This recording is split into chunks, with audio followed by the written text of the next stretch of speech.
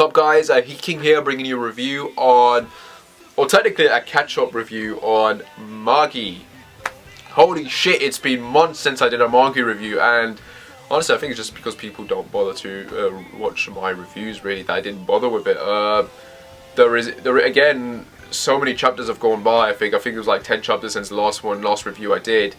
But yeah, if you don't remember, we are in the final arc. The characters of Aladdin, Alibaba, Hakirayu, and Jidal, which was freaking great, bringing those two in for the final battle. That's great. The only disappointment is that Morgana is not part of this fight because she's sort of been taken over by the mind control that Sinbad did, and those four are unaffected with someone else whose name I forgot, who is keeping the gate open while they go in and do their thing.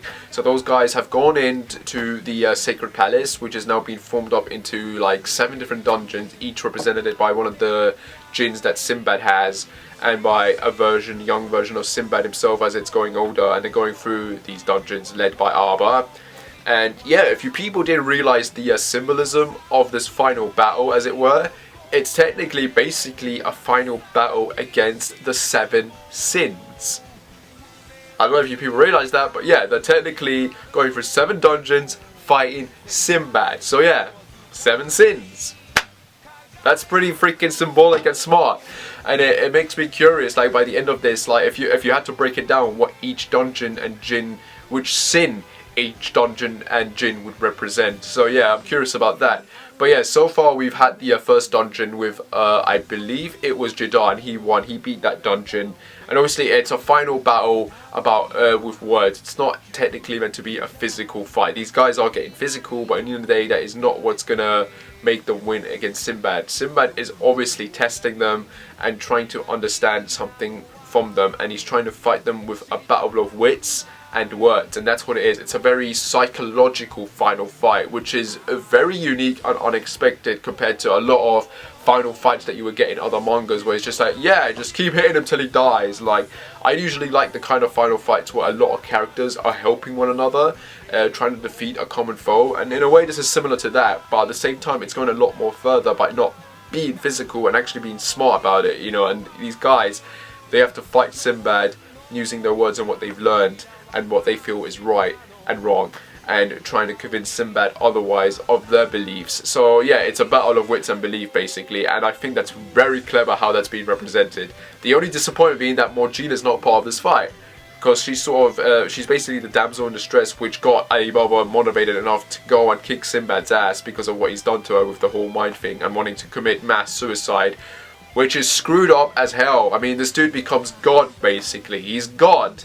Or at least he wants a reason to believe that he is the right choice to be God, because it seems that this test is a way to test these guys to see if he is the right choice, or maybe someone better would be for it, which makes me very curious. Is someone else going to take the place of God in this world, or maybe not? It probably would be Aladdin, right? But then again, he wants to be sort of a king that wants to help everyone. He doesn't necessarily want to be God, so maybe Aladdin, or maybe the big twist would be Hakirayu or Jidal. I don't know, it'll be interesting to see how it happens. But obviously each dungeon represents a certain aspect of personality that Sinbad believed or doesn't believe in. Obviously Jidal's, I think, was like, you know, just take what you will and do what you want with it, and Hakirayu's one was more along the lines of working with others, you know, accepting help when it comes and not doing everything yourself, which is kind of a touchy vibe going on in there, if you will. I'm not trying to bring Naruto and Magi into this. I'm just saying, like, it reminds me of that, which is cool. I like those kind of beliefs. But yeah, so far so good, man. We've got one dungeon done. We got the one with Hakirayu done, and I think it was Aladdin, and he's doing his one now as well, and it's been completed. No, he's fighting the two jinns, one of them being Sinbad and the other one being a friend of his, an ally that's dead now, that he kind of took over, the same way that Alibaba had like the Ryok of Kasim going into him. Sinbad had sort of the same thing going on with that. So yeah, very curious what's going on there. I'm actually very confused. How many dungeons have we gone through? 1, 2. Did Alibaba have a fight or not? I don't remember. No, it was Jidal, Hakirayu, and Aladdin now. And obviously, I think Hakirayu and Jidal are meeting up with Alibaba in the 4th dungeon, while Aladdin's at the 3rd.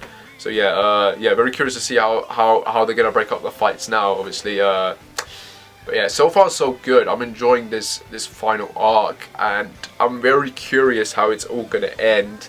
Obviously, I think a lot of us thought it would end very early this year, but that doesn't seem to be the case. It is going on. It is going on for a long time. It seems each dungeon fight is going to at least consist of 3 chapters each.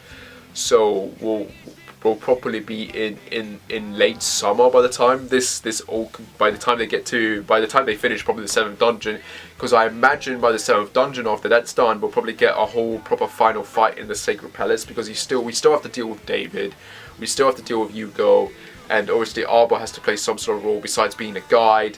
And yeah, it's going to be very curious to see how this all is going to go down.